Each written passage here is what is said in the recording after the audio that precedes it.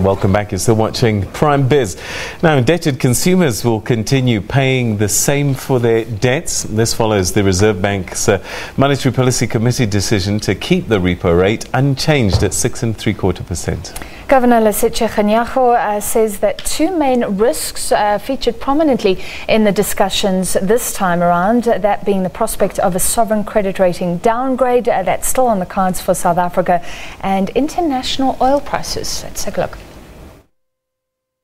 While it was widely expected that the repo rate would remain unchanged, some economists feel while positive interest rates encourage saving, an opportunity to cut was missed. This is on the back of the stronger rand following the ANC's elective conference, the Eskom tariff increase that is lower than was expected, and lower inflation forecast.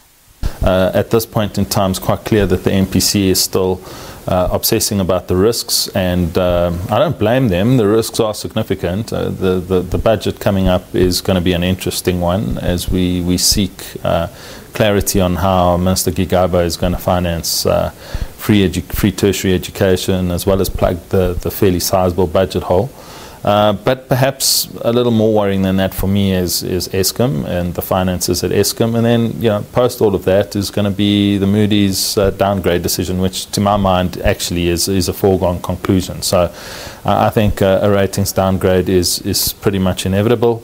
I believe that most people in the market are treating it as almost inevitable. So I'm not so sure that there's going to be a tremendous market reaction. Others feel while the risks are high, with domestic growth prospects showing signs of improvement, with the Reserve Bank revising upwards its forecast for growth for this year from 1.2% to 1.4%, and the recent political developments could be positive.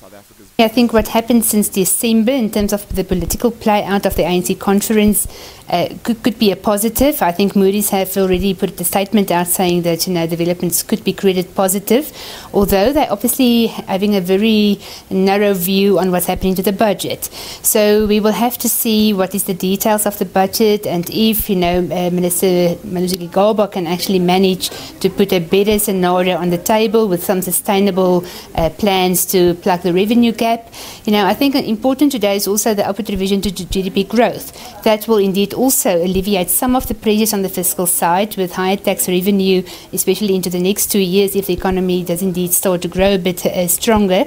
And that could alleviate it a bit, as well as in terms of the ratios. So we will have to see a few positive developments to satisfy the Moody's ratings agency to alleviate the potential further downgrade.